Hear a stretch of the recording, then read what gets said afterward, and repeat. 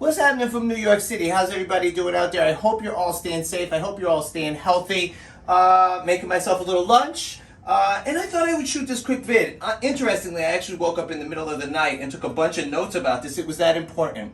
And it's actually, this video is going to be about the importance of culture. Listen, culture has been coming up for me a lot lately, and in every single facet of my life. In the respect of my private coaching clients, they're having questions about culture. Within my own organization, your Style, culture is becoming something. The teams that I go out to serve, that I facilitate with, business development. Wow, culture in their organizations has been a big question. And to be quite frank with you, it's something that I am nurturing and like a little baby sprout within my role as a Global Director of Development for Purology. So we're going to talk a little bit about what it is. We're going to talk about why it's important. And this is going to be one you're not going to want to miss. And I'm going to try and stay focused, but I'm also going to try and make some lunch too. Cool? Cool. All right. So first of all, what is it? Culture is ultimately the glue that actually holds your entire organization together. Okay? And why it's important, and this is very relevant to note, people aren't attracted to you because of what you do. People are attracted to you because of how you do it. And culture is the how, all right? Culture also winds up holding your team together so much stronger. What ensures that the team is in alignment in their intention, in their purpose, in their goals, and in their drive, and in the mission, all right? That's what it really does. And interestingly enough, and this is always an interesting conversation that I have all over the place with organizations and teams and whatever, and please don't misunderstand the statement. We'll sometimes have a team member, that doesn't fit in, right? Now, I'm not talking about a personality way. What I mean is, they don't fit in like you have staff meetings, regular staff meetings, they don't want to come to all of them, all right? You think that, here's the deal. They don't want to do things or engage in things that you feel is important to your organization, okay? Now, why am I bringing this up? I bring this up because in many respects, that team member, what you're experiencing is someone who isn't in alignment with your culture. They see and do things differently. And there's no right or wrong with that, all right? And the reason why this becomes such a relevant conversation is because that team member will always be an issue for you. And it won't be, here, check this out. There'll be an issue because they're an example to all the other team members. And please do not mistake this. What you permit, you promote. So if somebody isn't actually engaging in the activities that you view as important in your organization, see, now I got to wait for my lunch, but that's okay because it's that important, all right? When you have someone who isn't engaged in the things that are important to your organization, it's a cue to everybody else in that organization that they don't need to engage in it either. And it'll be a very hard argument for you to tell them that they need to do it while they're actually watching somebody not doing it, number one. Number two, you're steering your organization in a direction. You have a vision, you have a dream, right?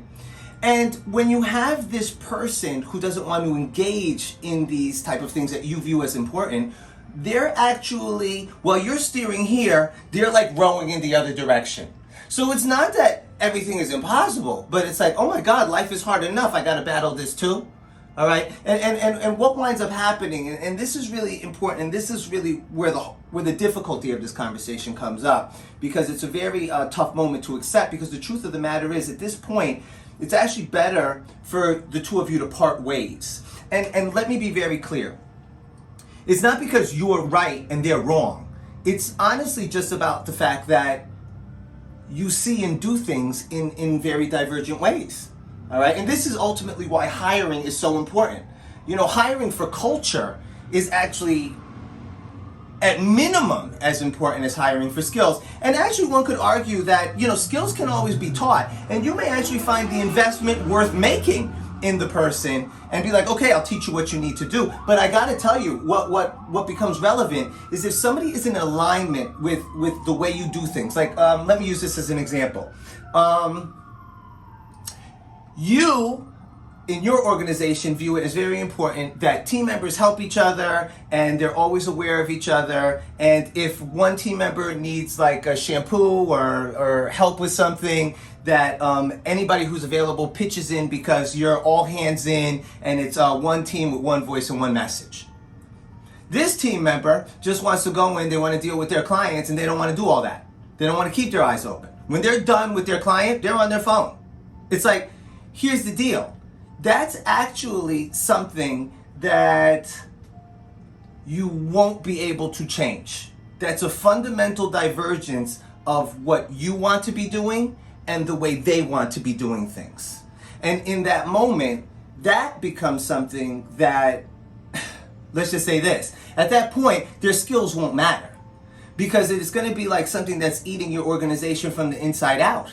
And that's going to be very difficult to manage. It's actually impossible to manage, because you're going to find there's going to be lower engagement from the other team members. You're going to find this, you're going to have these conversations, you're going to have arguments, and it's like all because it's not something that needs to be enticed or convinced. You'll never convince somebody that, listen, we need you to help your team members. It's just not who they are. And that's okay, because there's venues where they can work and be successful and do all those things. I'm not saying they're doomed to like nothingness, absolutely not. They just won't be able to be an asset to your organization, and that's a really different type of situation, all right? It's really important to note, like, culture. Sometimes we think, okay, we had this meeting, and we had an amazing person come in, and they developed, our core values and all these other things, and ultimately, okay, great, we are set, we know the way we operate, boom. So we look at it like a statue, right? Like I carve it out of stone, and then it just stands there, and it's a constant. Culture isn't a constant. Culture, look at it more like a plant, all right? It takes constant nurturing, it takes constant care, and it takes really a type of attention to it in all ways, so that it continues to grow and continues to be a vital part of your organization. It's the North Star, right? So that everybody is flowing in the same direction, all right? It's, here, check this out. Let's do a quick culture check, all right? Now, I share these terms because it really is true that in my research, and from what I've seen in my experience, every successful team, very hyper, like championship team, we'll say, has these elements in place, all right? So here's your quick culture check. Do you have a mission statement? Do you have a set of core values? Do you have a code of honor within your team? These are three super relevant elements. And let me ask you the bigger question, because you'd be like, oh yeah, I got those, great. Now let me ask you, do the team members in your organization know what those elements are? Like in the respect of, if I asked them, could you please share all of your core values of your organization with me right now, would they be able to say them?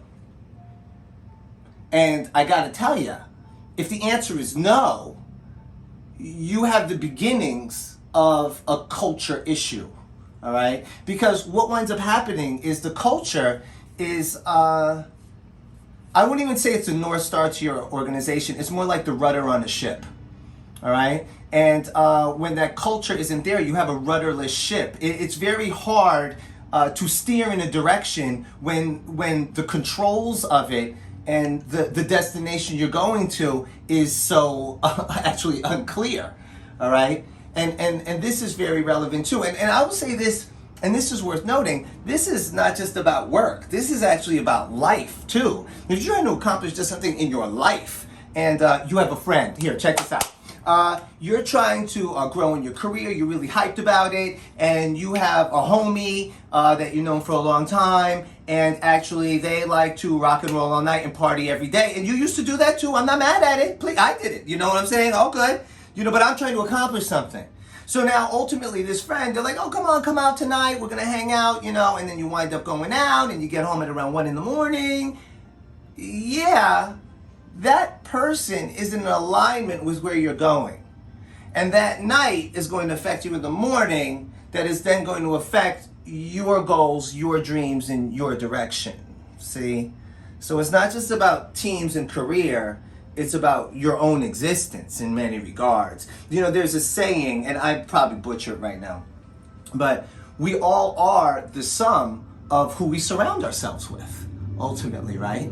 And I have to tell you that when you surround yourself in business and in life with people who are in alignment with how you do things, and let's be clear, everybody doesn't have to be lockstep, but supporting team members, great. I like to work in a team, and I like to lift up those that are around me. That's a constant. You can do things in different ways, but that is a core value that we share, and we could add our individual little spice to it. But the fact of the matter is that foundation is so important and so relevant, it can actually withstand anything, okay? And that busts through the difference of what you do, because how you operate, how you move in the world is actually in alignment. And I have to tell you, when you surround yourself and you surround your organization with people who have this trait, the fact of the matter is everybody's moving in the same direction, all in support of each other, all aiming with the same intention, the same purpose, the same goals, the same way they want to show up to the world. And let me tell you, when you surround yourself in work and in life with people who are in alignment with how you do what you do, be clear on this, and let me just say it, in that moment, really anything is possible for you in your life or in your career. So, thank you so much for listening to a little bit about what I had to share about culture. I got distracted. I got to get back to my sandwich. I'm doing like a little salmon action here today, trying to keep it healthy, you know what I'm saying? All right, but I gotta tell you, look at your organization, look at your life, look at the people that you surround yourself in all arenas, and have yourself that honest conversation. Are we all in alignment? All right, and if you're not, it definitely at minimum deserves a closer look. I'll leave the course of action to you. I think I've pled my case long enough, and I think you know what action I would tend to coach you in, all right? Awesome. Have a great rest of your day. Take care, everyone. Oh, and I'm going to actually do a longer video, and I was going to be posted on my YouTube channel, Yuri Style, and it's going to give some solid examples of what's a mission statement, what's core values, what's a code of honor, so that you understand these elements, how to create them, and how to actually make them a constant within your organization that people don't forget and is first and foremost in their minds. All right? So check that out. I'm actually going to shoot that after this, so it'll probably hit YouTube by your Restyle YouTube channel tomorrow at some point. All right? Cool, everyone. Have an amazing rest of your day. Take care of yourself. Stay safe. Stay healthy. And how do I always end these things? Later.